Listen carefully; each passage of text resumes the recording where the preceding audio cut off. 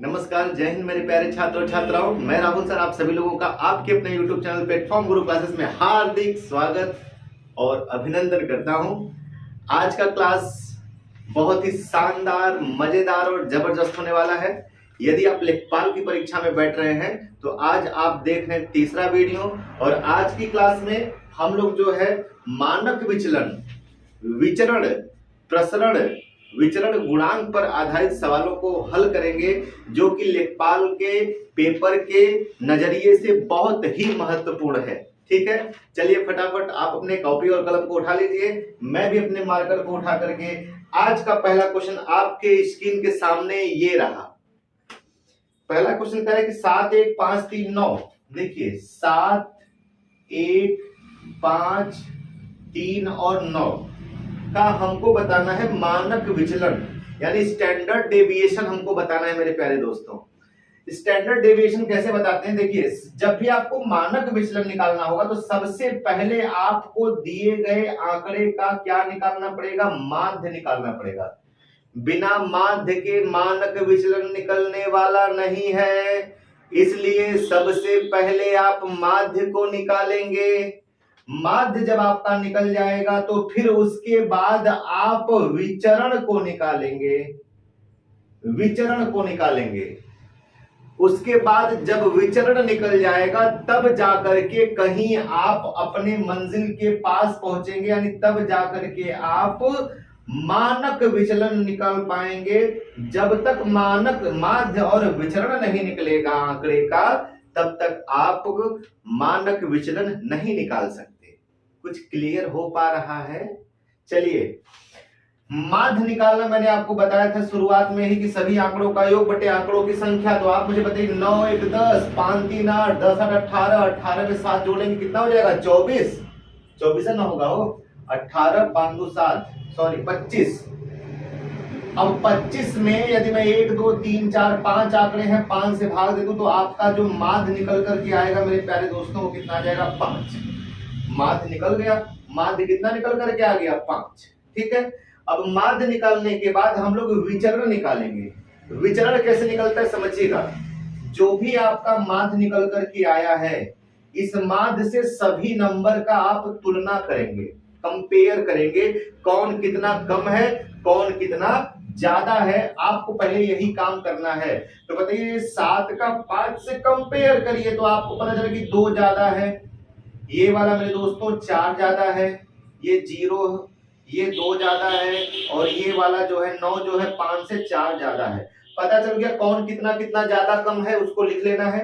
इन सबके वर्गों का योग, इन सबके वर्गों का योग और बटे जितने भी आंकड़े हैं उनसे यदि मैं भाग लगा दूं तो आपका विचरण निकल करके आ जाएगा। बहुत आसान है। सबसे पहले आप माध्य से सभी नंबरों का कंपेयर करेंगे, कौन माध्य से कितना कितना विचलित हुआ है।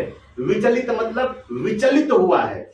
तो ये वाला कितना विचलित हुआ है, ये वाला कितना विचलित हुआ है, कौन कितना कम है, कौन कितना ज्यादा है। लिखने के बाद इनके वर्गों के योग में यदि हम माध्य से भाग, सॉरी आंकड़ों की संख्या से, ये 5 नहीं, ये आंकड़ों की संख्या से भाग दे दे तो मेरा विचरण निकल के आ जाएगा। दोस्तों आप मुझे बताइए, 4 चौका 16, 4 चौका 16, तो 16 दूना 32, 2 दूना 4, 2 दूना 4, 4 4 8, 32 8 कितना? 40।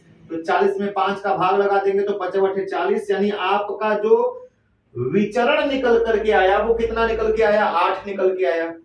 विचरण तक आप पहुंच गए। अब बताइए, माध्य निकाल दिया, विचरण निकाल दिया। यदि ये दोनों चीजें निकल गई तो अब आपका मानक विचलन बहुत आराम से निकल के आ जाएगा, क्योंकि मानक विचलन यानी स्टैंडर्ड डेविएशन बराबर होता है जो आपका विचरण है, यदि उस विचरण का वर्गमूल निकाल देंगे तो वही आपका स्टैंडर्ड डेविएशन कहलाता है।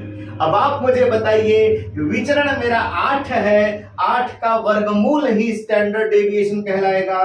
तो 8 को जब हम कड़ी में लिखेंगे तो 4 गुणे 2 भी तो लिख सकते हैं। 4 का वर्गमूल मेरे प्यारे बच्चों 2 होता है। 2 का वर्गमूल नहीं निकलेगा तो एक कड़िया में बझा रहेगा, यानी आपका जो मानक विचलन निकल करके आया सुंदरता के साथ, वो 2 कड़ी में 2 निकल करके आया। ठीक है, यदि आपको ये सवाल समझ में आ गया तो ऐसा ही सवाल ढूंढ के आप लगाने का प्रयास करिए, अन्यथा कहिए तो मैं एक क्वेश्चन आपको और दे देता हूं। ठीक है, अगला क्वेश्चन आपके स्क्रीन के सामने प्रस्तुत होने जा रहा है। एकदम ध्यान पूर्वक क्वेश्चन को लगाइएगा। आपका अगला क्वेश्चन ये रहा, कह रहा है 10 10 9 10 10 10 9 10 10 11 10 11 9। इस समुच्चय का मानक विचलन क्या होगा? 1 2 3 4 5 6 7 8 9। इसका मानक विचलन क्या होगा? तो सबसे पहले मेरे प्यारे बच्चों माध्य निकालिए। 10 20 30 40 50, 11 9 20 50 20 70, 11 9 20 70 20 90। आप 90 में 9 संख्या है मेरे प्यारे बच्चों, 9 से भाग दे लिए तो ये आपका क्या निकल के आ जाएगा? माध्य निकल के आ गया। अब इसी माध्य के सभी नंबरों का कंपेयर करिए तो विचरण निकल करके आएगा। बताइए 10, अच्छा 0 चलिए लिख लेते हैं। 0 ये वाला, 0 ये वाला, 1 ये वाला, 0 ये वाला, 0, अच्छा 0 0 1 0 0 1 0 1 1। ठीक है, अब आप मुझे बताइए इन सभी के वर्गों का योग बटे में इनकी संख्या। यही तो करते हैं। यदि मैं ऐसा कर दूंगा तो मेरा विचरण निकल के आ जाएगा। 0 का वर्ग नहीं करना है, हटा दीजिए। सॉरी, यहाँ पे 1 तो है, ये है 1 का वर्ग प्लस 1 का वर्ग प्लस 1 का वर्ग प्लस 1 का वर्ग, यानी कुल मिला के ये हो गया 4 बटे कितना? 9। इनका वर्गमूल ही मानक विचलन कहलाएगा। आपका विचरण कितना निकल के आ गया? 1 का स्क्वायर प्लस 1 का स्क्वायर प्लस 1 का स्क्वायर प्लस 1 का स्क्वायर, तो 1 1 1 1 मिला के कितने हुए? 4 बटे में 9। तो 4 बटे 9 ये आपका विचरण है। विचरण का यदि मैं वर्गमूल निकाल दूंगा तो मेरा मानक विचलन निकल करके आ जाएगा। अब आप मुझे बताइए 4 का वर्गमूल मेरे मुन्ना 2 होता है, 9 का वर्गमूल 3 होता है, मेरा मानक विचलन आ गया 2/3। है कहीं कोई समस्या? ठीक है, अगला क्वेश्चन देखिए आपके सामने ये रहा। अगला क्वेश्चन कह रहा है कि यदि एक बंटन का मानक विचलन, यदि एक बंटन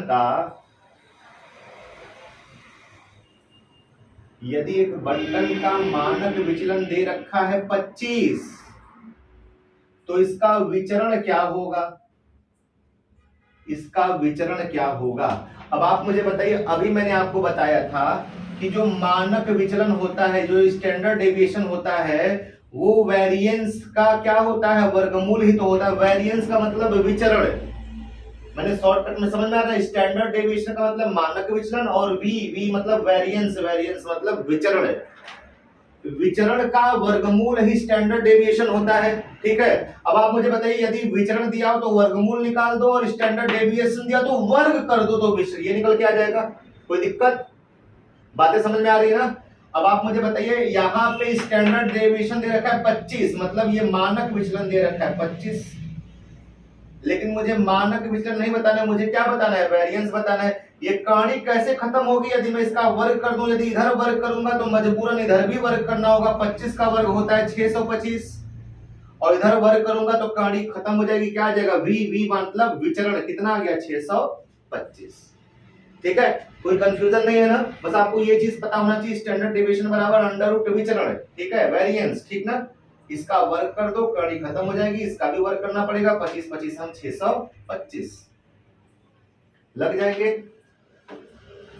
अगला क्वेश्चन कह रहा है कि एक समुच्चय का प्रसरण, अच्छा देखिए विचरण बोले चाहे प्रसरण बोले, प्रसरण बोले मतलब एक ही है। विचरण बोले चाहे प्रसरण बोले, उनका अर्थ एक ही है मेरे दोस्तों। और ये दे रखा है 529, तो मानक विचलन बताना है। अब आपको मालूम है कि मानक विचलन स्टैंडर्ड डेविएशन बराबर क्या होता है? अंडर रूट वी मतलब विचरण।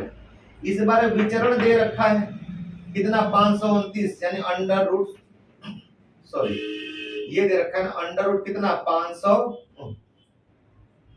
529, ठीक है, ये दे रखा है। अब यदि मैं 529 का वर्गमूल निकाल दूंगा तो स्टैंडर्ड डेविएशन निकल जाएगा। 529 का वर्गमूल कितना होता है? 23, काम खत्म, ठीक, 23 आपका आ गया, ठीक है। अगला क्वेश्चन देखिए, बहुत अब ये सब आप लोग कर लेंगे, कोई दिक्कत नहीं है। अब मैं आपको बता दे रहा हूँ एक विचरण गुणांक क्या होता है, मैं वो आपको समझा दे रहा हूँ। मानक विचलन क्लियर हो गया, आपको विचरण क्लियर हो गया। अब हम लोग समझते हैं विचरण गुणांक। विचरण गुणांक क्या होता है वो हम लोग समझ लेते हैं, ठीक है। सवाल में बोल रखा है कि एक बंटन का माध्य 21 और मानक विचलन 7 है। बंटन का जो माध्य है वो 21 है और मानक विचलन दे रखा है 7। तो आपको इस सवाल का विचरण गुणांक बताना है। विचरण गुणांक बताना, तो विचरण गुणांक हमेशा इसका जवाब याद रखिएगा। विचरण गुणांक का जो जवाब होगा वो किसमें होगा? हमेशा प्रतिशत में होगा। इस बात को पहले एकदम दिमाग में बैठा लीजिएगा, ठीक है। और ये विचरण गुणांक कैसे निकलेगा? विचरण गुणांक निकलता है, ऊपर आपको क्या लिखना होगा? मानक विचलन। मानक विचलन। मानक विचलन कैसे निकलेगा? मानक विचलन किस पर निर्भर है? माध्य पर निर्भर है। जब तक माध्य नहीं निकलेगा आंकड़े का तब तक आप मानक विचलन नहीं निकाल सकते। तो मानक विचलन निकालने का जो मेरा बेस है वो बेस क्या है? माध्य है, इसलिए माध्य नीचे होगा। माध्य पर ही मानक विचलन निकलता है, इसको प्रतिशत में बदलना है तो 100 का क्या कर देंगे? गुणा कर लेंगे। यही करने पर आपका विचरण गुणांक निकल करके आता है। मानक विचलन सवाल में 7 दिया है, माध्य दिया है 21। अब विचरण गुणांक निकालना है तो इसमें 100 का गुणा कर लेंगे। 7 इकाइयां 7, 7 त्रिक का 21। 1/3 का मतलब होता है प्रतिशत में 33, सही, 1/3%। ये है आपका विचरण गुणांक, ये है आपका विचरण गुणांक मेरे दोस्तों, ठीक है। ऐसे ही सारे क्वेश्चन है छोटे मोटे जो कि आप कर लेंगे बहुत ही आसानी से, ठीक है।